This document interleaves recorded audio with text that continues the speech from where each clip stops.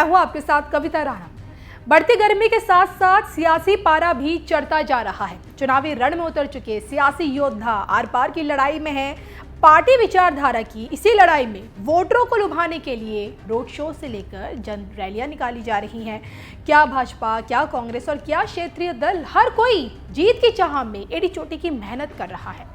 जो कि देखिए पिछले 10 सालों से विपक्ष सत्ता से पीएम मोदी को हटा पाने में नाकाम रहा है और शायद इस कारण एकजुट होकर अब की बार भाजपा की सत्ता उखाड़ फेंकने का ख्वाब भी देख रहा है। हालांकि देखिए जनता इस ख्वाब को साकार कर पाती है या नहीं, ये तो चुनावी नतीजे बताएंगे।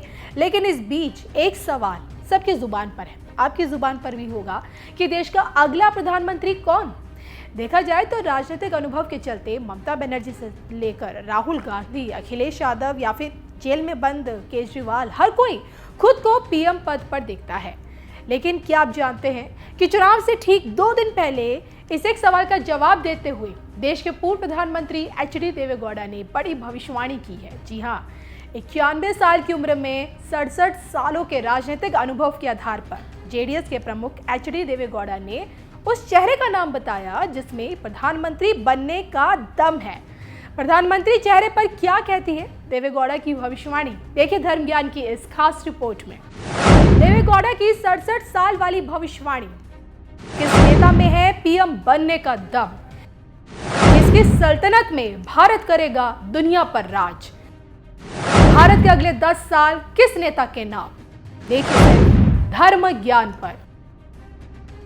वोटिंग से ठीक 2 दिन पहले कर्नाटक की धरती से देश के पूर्व प्रधानमंत्री एचडी देवेगौड़ा ने अब की बार न सिर्फ इंडी गठबंधन पर जुबानी तीर छोड़े हैं, बल्कि जिस नेता में प्रधानमंत्री बनने की काबिलियत उन्हें नजर आती है उसका नाम भी उन्होंने बताया है।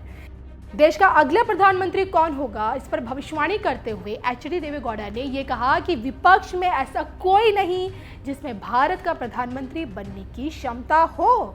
एकमात्र नरेंद्र मोदी ही देश के प्रधानमंत्री बन सकते हैं। देवेगौड़ा के इसी बयान ने विपक्षी खेमे में तूफान ला दिया है, क्योंकि पीएम मोदी को एकमात्र प्रधानमंत्री का चेहरा बताकर देवेगौड़ा ने यह बताने की भी कोशिश की है कि मोदी का अभी तक कोई विकल्प नहीं है।